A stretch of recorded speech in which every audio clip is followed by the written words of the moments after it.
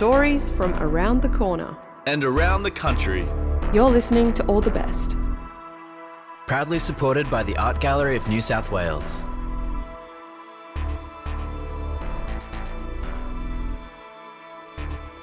You're listening to All the Best from FBI Radio 94.5. I'm Kwame Slusher. This week's stories are centered around COVID-19 and how the pandemic still affects us today.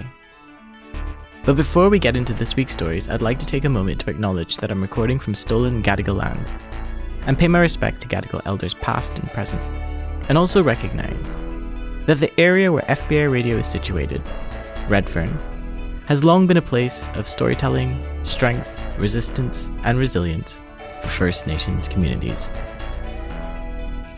I can still remember how isolating the lockdowns were, and the horrible uncertainty of how long they were going to last. My wife and I were in a one-bedroom apartment in Sydney, while most of our family and friends lived on the other side of the world. I remember that dissonance of understanding how important the lockdowns were, to slow down transmission and to protect the more vulnerable in our community. But I also lived with that fear that lockdowns meant that there were some older family members whom I might never see again. Our stories this week remind us of this dissonance. And even though the news isn't giving us a count of COVID infections anymore, it doesn't mean that it's gone away. In our first story, Cristina talks about the desire and the danger of touch with the lingering threat of COVID-19.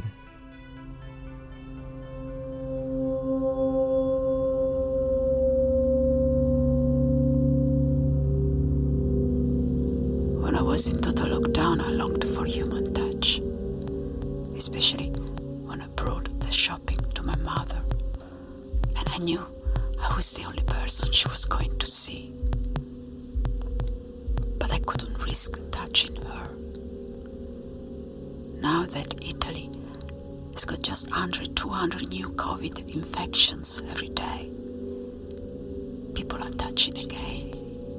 But every time I hug someone, I hate myself, because I could be carrying the virus, and they could be carrying the virus, but somehow we seem to be unable to resist.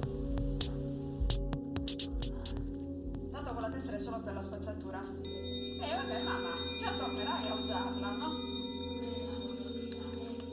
Prima di Pasqua mi sa che è brutta.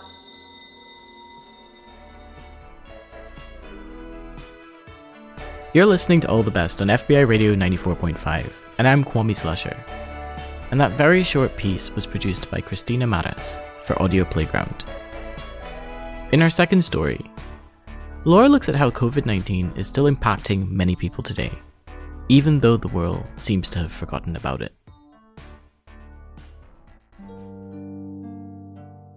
I spend most of my waking hours in bed, measuring the time by the quality of the light pouring in through my window. Once a week, I get a grocery delivery, the arrival of which brings me inordinate excitement. When I leave the house, I'm masked up and anxious. I meet my friends outdoors, if at all. We send each other photos of our negative rats before we head out, because you can't be too careful these days. You might think I'm describing 2020, the height of COVID restrictions. You'd be wrong. It's 2025. This is my reality. And I'm not alone, despite how often I feel that way. There are some people who get it. Some people who are in the COVID cautious trenches with me. Clem Bastow is one of them. Clem is a writer whose memoir, Late Bloomer, explores their experience as a late diagnosed autistic person. We chat on Zoom because of the ongoing pandemic. Duh. In 2020, at least in Naarm, at least for me, it felt like society was united. We stayed home or we masked up. We did our bit to keep each other safe. 5 years later, that sense of collective solidarity and care is long gone. Clem actually echoed that sentiment in our interview.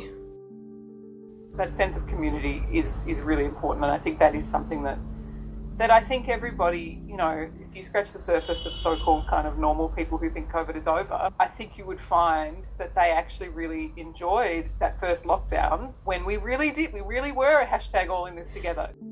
I avoided COVID for as long as I could, but in September 2024, the dreaded double lines appeared on the plastic cassette. The second line was faint, barely discernible. I sent a photo to a friend, willing her to say that my eyes were deceiving me. She didn't. Having written resources about COVID for disabled young people as part of my day job, I knew what to do. Stop, rest, pace. I was relieved to hear that Clem did the same with their recent first COVID infection. Here's what they told me.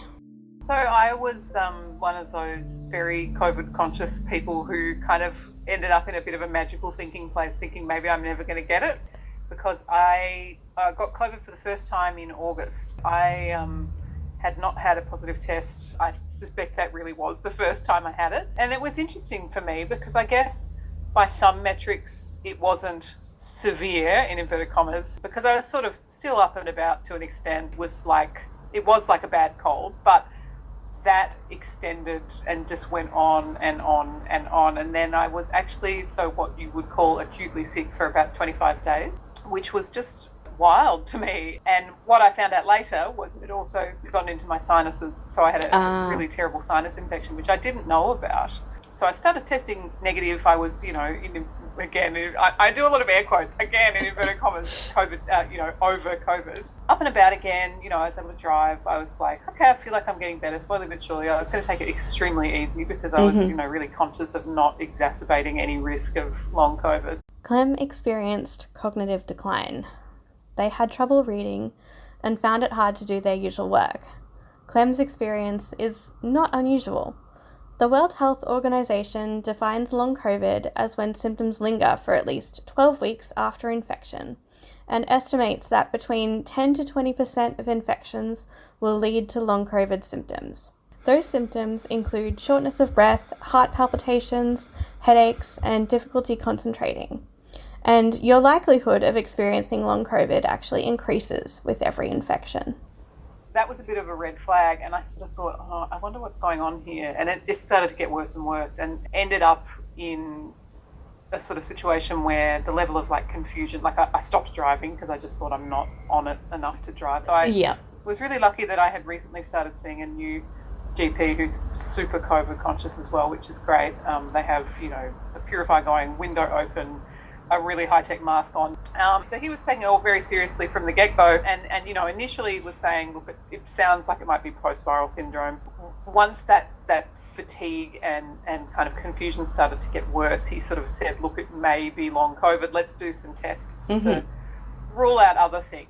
And lo and behold, what they found was a truly comprehensive sinus infection. I still find that I have, I would say probably not what you would call textbook post-exertional malaise, but I definitely notice it if I push it too much. Post-exertional malaise, or PEM or PEM, is when your symptoms get worse after physical or mental activity.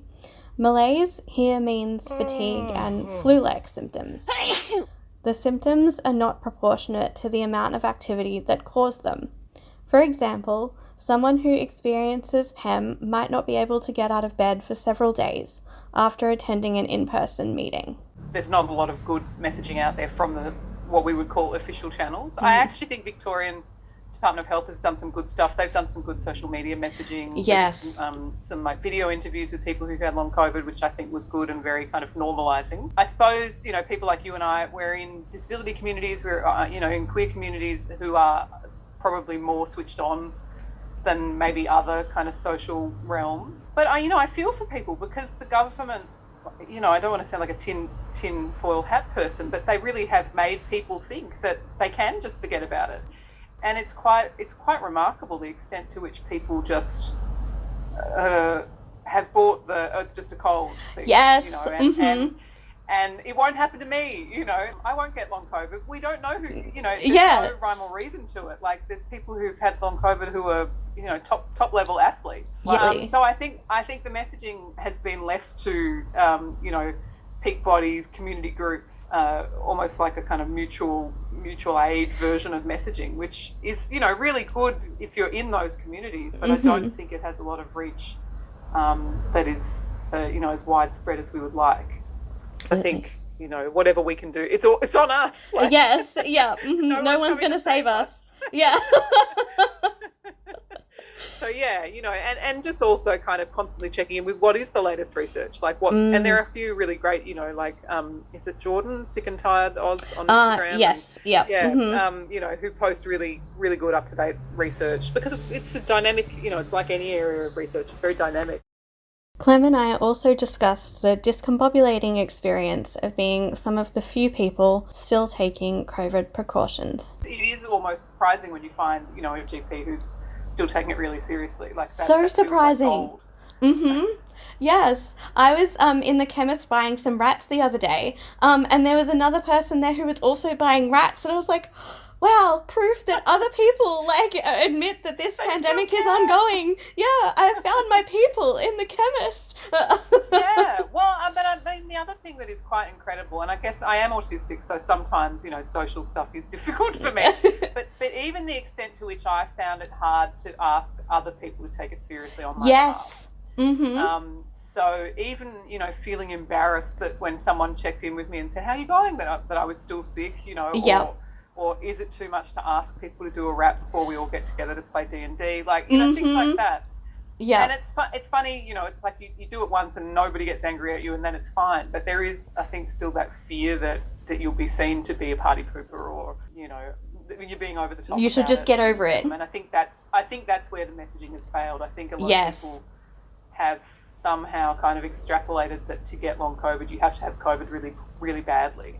And, even for me being a quote, acutely sick for 25 days. I mean, for a lot of that, I was just kind of like, oh, I'm a bit tired and I've got a, stuffy sinus. Like, it's just so frustrating that it's just like a cold, or it's just like the flu. It's like, those things can also give you long-term effects as well. Like, we shouldn't be thinking this about any illness. I am a funny mix. I think in some ways I'm very stubborn and I'm very kind of like, I'm right. So, there are spaces in which I can come in with a mask on and I'm like, yes, I'm a good person here. But then there's other times where, I really feel that there's a sense these days that it's flipped. People now look at you if you're wearing a mask like you're sick. Yes. Rather than you're trying to not get sick. Both things can be true, but I think I've really noticed that sort of like people shuffle away from you if you have a mask on the tram. I mean, I haven't been on a tram since before I got COVID, but that I've found quite unusual. But there is that nice look of, it's like you were saying when you were buying rats at the chemist, like that moment of solidarity that you have where a few of you have got masks on at a gig, or, in the supermarket or whatever. Like, I think that's really nice. A few days after my chat with Clem, I ventured to my favourite place, the Leaf Bookshop in Ashburton. There are so many reasons I adore the Leaf.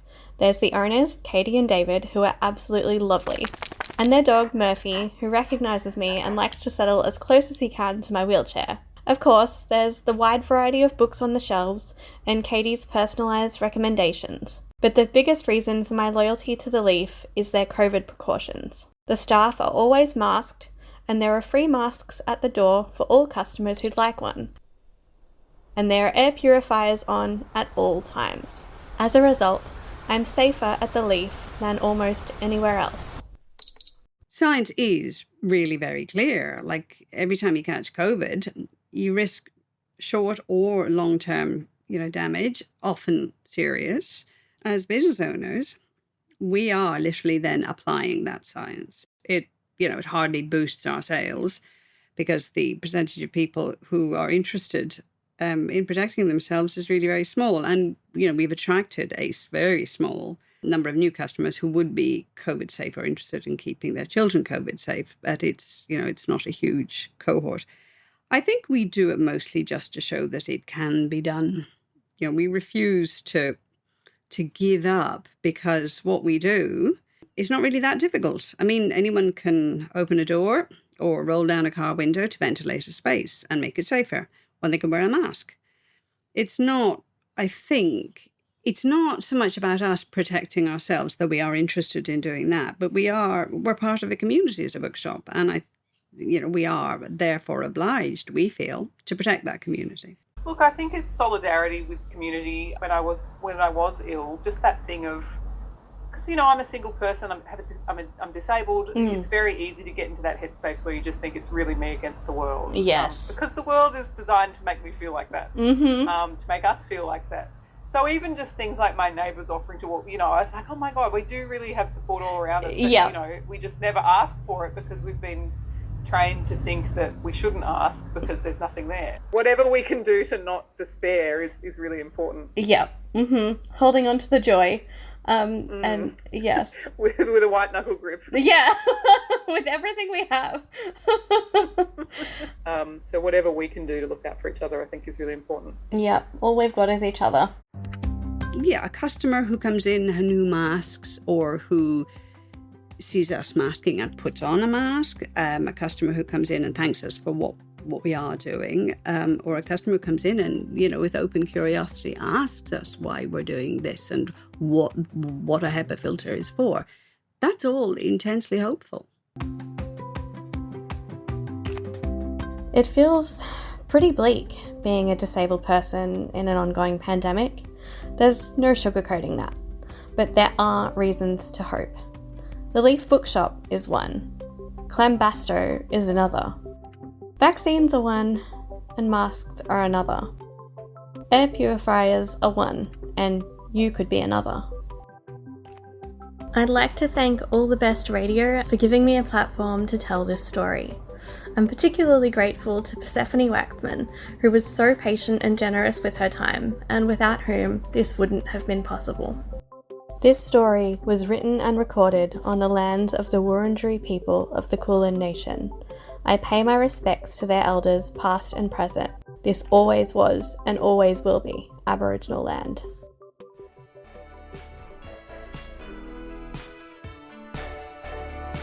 You're listening to All the Best on FBI Radio 94.5. I'm Kwame Slasher, and that story is produced by Laura Pettenuzzo, and Persephone Waxman was the supervising producer. In our final story, David channels his inner George Romero and digs deep into the classic horror genre to tackle real-life terrors, the real-life terrors of COVID-19 and his own MS diagnosis. In the depths of West Brunswick, we encounter horrors of the viral kind. Long Centrelink wait times, packed supermarkets, and unrelenting self-doubt. David Maney stars in Dawn of the COVID.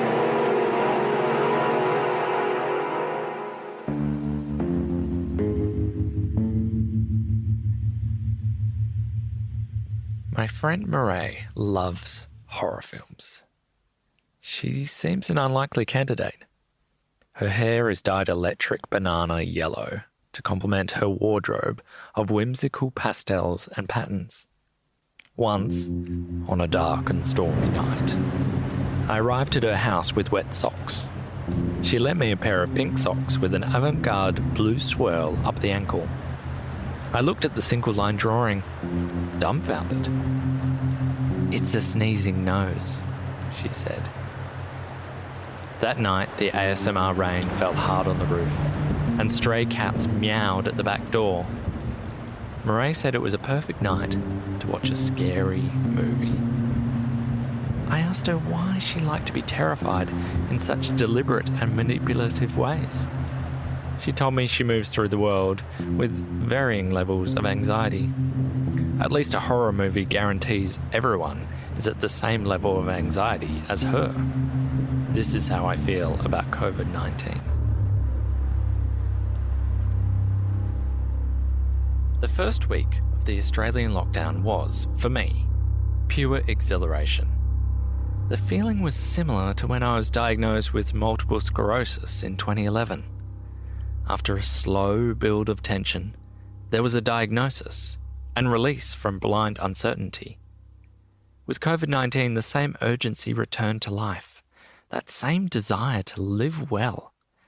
I channeled the hand-washing energy to clean my bedroom. I bounced out of the bed to play basketball down at the local court every morning. I was at my writing desk every day. I talked to family and close friends every night. We used video chat because we need to see faces now. Similar to my MS diagnosis, there was only one thing to talk about: COVID-19. There was always the promise to talk about something else. A hopeful, but eventually empty promise.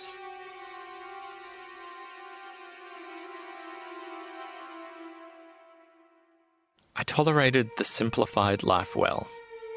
The 5 a.m. anxiety alarm enabled me to access the Centrelink website before others. When someone in the supermarket sneezed, my new basketball skills helped me jump to the top shelf. Anxiety was a renewable energy that increased productivity tenfold. I thrived. I was soon careful not to share my exuberance for the collective new normal with people who found themselves in different, more difficult situations. A friend's daughter accused her of causing the pandemic. To her, my optimism must have bordered on unbearable smugness. But I was familiar with the landscape the COVID fog obscured. Professor George Jelenic, of the Overcoming MS program I follow, articulated the familiarity I felt. Most people in the general community cannot imagine how they might cope in the face of not knowing from day to day whether they would wake up with some new symptom of serious neurological damage. That uncertainty would not be tolerable for most people. But out of our shared adversity, that is precisely the strength the OMS community has cultivated. I needed to slow down. The flip side of exhilaration is anxiety and despair.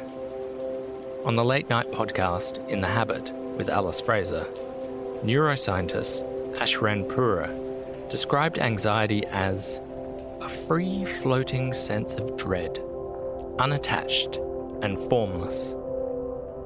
I could sense the monster lurking. I took a day off. I stayed home and did as my meditation practice often told me to do. Just notice. I was soon the director of my own horror film. Woke with a frightful gasp. Ignored a mid-morning plot to suffocate well-meaning housemate with vacuum cleaner. Lowered the blinds to keep out the paranoid afternoon sun. Watched a bad movie in the dark. As the credits rolled, I felt the adrenaline drain down the back of my throat. Anxiety, till now dampened by adrenaline, grew into a noxious, debilitating monster in the mind. I felt acidic shame. Why did it require a pandemic for me to get back into writing? Why couldn't I give myself that time? Why wasn't I helping others? And a million other questions that outmatched my imagination and were reduced to, how long will this go on for? How long will this go on for? How long will this go on for? The panic lasted an hour. I expected it and was still surprised. I was also ready to take action. Living with the uncertainty of MS prepared me well. I took hold of the things in my control. I opened the blinds and admired the flickering red lights of the city skyline. I walked in the evening air around the lamp-lit park. The monster lurked in the shadows. It was quiet now. I came home and ate soba noodles with broccoli and kale, toasted sesame seeds and garlic-infused olive oil. One meal in a movable feast of uncertainty. All of these things unmake the monster. All of these things we can control. As Dr. Norman Swan said, it's about you and me taking control of the virus, rather than the virus taking control of us.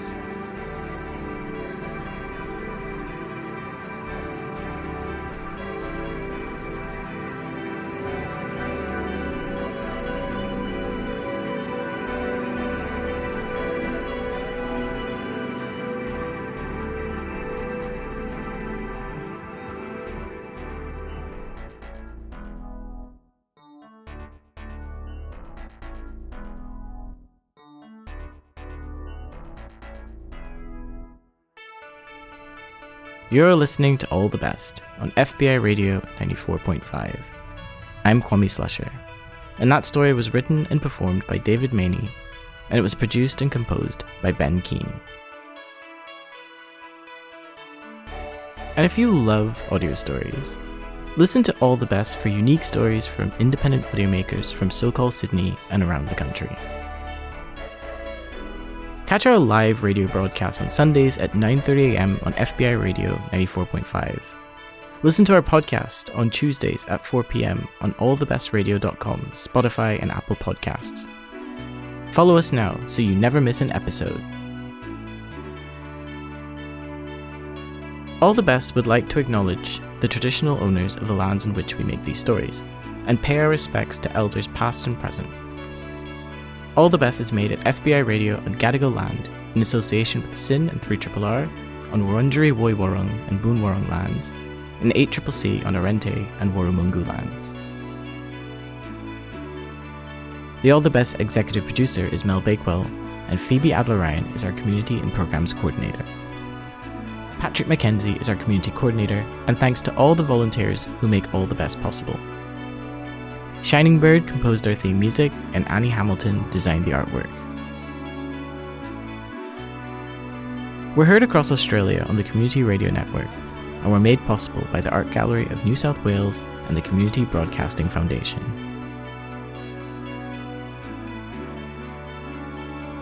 You can find our full archive of more than 600 episodes on allthebestradio.com. I'm Kwame Slusher.